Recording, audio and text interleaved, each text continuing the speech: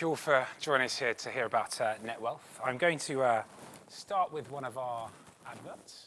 What we're saying here, wealth management, some say it's all about the people, others say it's all about technology. Well, we agree at Netwealth, because when Charlotte Ransom, who was a partner at Goldman Sachs, and Tom Salter was at JP Morgan, wanted to start Netwealth, they thought about how to take the best bits of wealth management from a traditional wealth manager, and that really is the team, the people, because that builds the investment process as well. So they brought together a great investment team, Jared Lyons from Standard Chartered, and Ian Barnes, who was an institutional portfolio manager, to build a really robust investment framework for our portfolios and how we invest.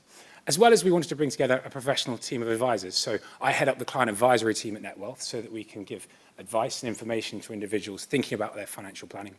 And then security was another traditional wealth managers would bring, and we wanted to make sure was there in place, because we're predominantly an online business, and making sure the security was top-notch is really important. But being a new company, we were able to think about what technology could bring. And what the first thing it could do was to give us a really comprehensive offering. So we can give you a range of pensions, ISAs, taxable portfolios, trusts across a range of different currencies, so sterling, euros and dollars as well, in a range of different risk levels. So a really comprehensive offering for all of your wealth management needs. You can get powerful investment tools, and there's a number of tablets that are going to go around shortly that you can, if you put your details in, you can access those investment tools, and we'll demo them in a moment as well to look at them. But really, you can use technology to give a lot more insight when thinking about planning and investment modeling. And finally, we can be much more cost efficient. So generally, our portfolios come out at around a third of the cost of a traditional wealth manager, and that's because we use technology to reduce some of the more manual intensive administrative parts of wealth management. And that's really one of the great things about having a modern new company. So what is the Netwealth approach? Well, we use a combination of technology and team to think about helping you achieve your goals over time. So the first really important part is financial planning. So you can either do this online using a range of tools to give you information about what you're trying to achieve and how achievable your objectives are for the assets you have, or you can deal with individual advisors as well, so you can get guidance or professional advice to help you build your financial plan, because that's really the core of any level of investments, is thinking about what you're investing for and what you're trying to achieve over time.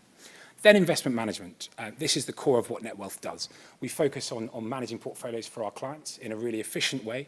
We give a range of different risk levels, from very low risk, where we're targeting to just keep up with inflation, to higher risk portfolios. So we have 7 risk levels, and our highest risk level is focusing on inflation plus 3.5% over time. And it's predominantly invested in equities. We generally invest only in equities and fixed income. But we want a robust process for that. So what we're thinking about is how to blend together different asset classes, how to make changes over time and be active in that. But passively invest generally through ETFs and passive daily dealing funds to keep the costs lower. And that drives really the last question, better net returns. So when we're thinking about investing, the first thing to drive better net returns is the cost. We know at the beginning of every year, the hurdle you need to beat to get a positive net return is the cost of investing, and keeping that as low as possible is really, really important. Similarly, we're just at the beginning of a new tax year, thinking about being efficient with your tax as well, wherever you can. So we can use technology, for example, to automatically subscribe ISAs. So all of our clients that have ticked a box when they open their portfolio will have their ISAs automatically subscribed on Monday morning.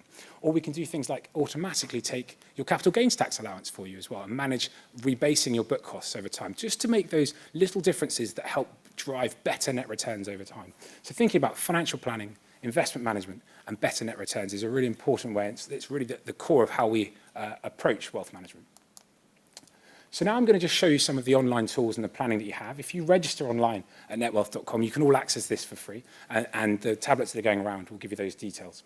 So thinking about goals and planning, we're going to start with a regular withdrawal goal, and you have to think about the parameters. How much are you going to want to take out? Think about inflation as well. If you don't model for inflation, that's going to have a huge impact on your goal. Time horizon as well.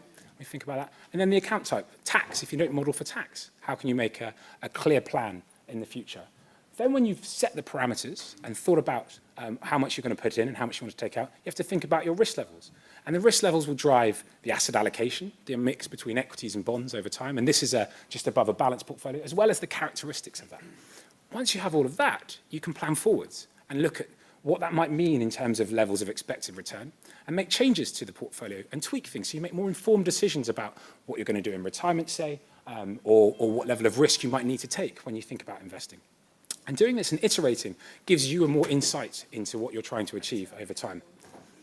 You can look at the individual holdings in the portfolios and look at the different asset classes and the underlying funds. And then you can review your parameters and build up different portfolios over time, because you might want to take different levels of risk, say, in an ISA versus a pension, and build over an overall investment plan for you for the future.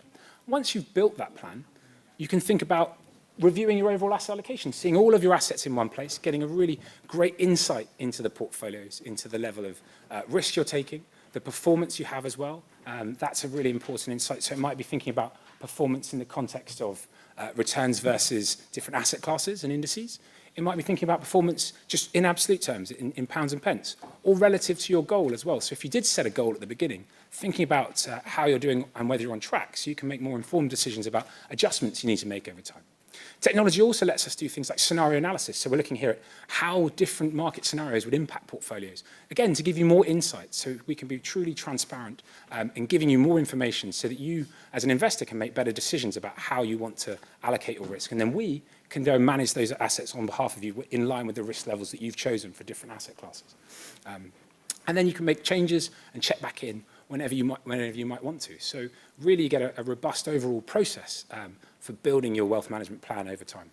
So that's just an insight to some of the tools, and if you'd like to see more about them, you can come to our stand and see that, or you can log on at netwealth.com and register for those.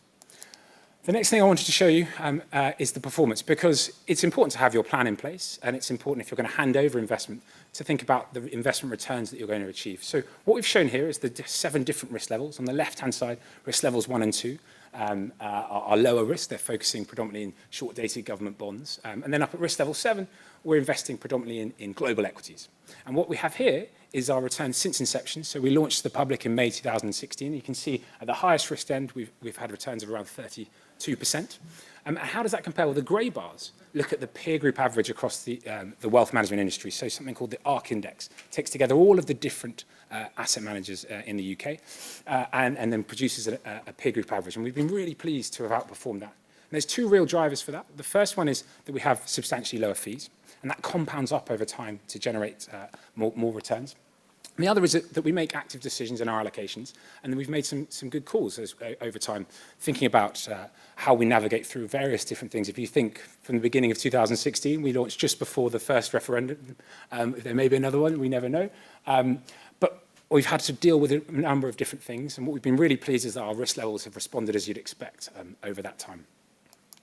And that's been recognised both in the press and with a number of awards, and we're pleased to have received most recently an award from the Private Asset Management Awards for the Best Emerging Manager in 2019. That just recognises that what we're doing is something a bit different, and that the performance for doing that has been strong. So I'm going to sum up there. We've only had a brief introduction, but if you've got any more questions, please do come to say hello to us on stand 66 and 67. Or I can take some questions now if there's a little bit of time. I think we've got around 2 minutes, so if anyone has any direct questions, I'd be happy to take them now. Yes? You mentioned about your charges. Yes. The fund manager charges are on top of it, yeah? Yes, so we display to you the total charges, and we try to keep them as low as possible. So our fees range from 0.65% to 0.35%, depending on how much you invest. The underlying fund fees, we expect to not exceed 0.3%. But that ranges actually on depending on what we invest in. What we know is that those passive fund fees are going down progressively, actually. They're getting lower and lower. So at the moment, in some of our lower risk portfolios, that total cost is about 0.15%. So we feel pretty confident that we'll always keep it below 0.3. I don't know if there are any other questions from the audience. Okay, well, I'm going to wrap it up there. Thank you very much. And please do come say hello to us at stand 66 and 67.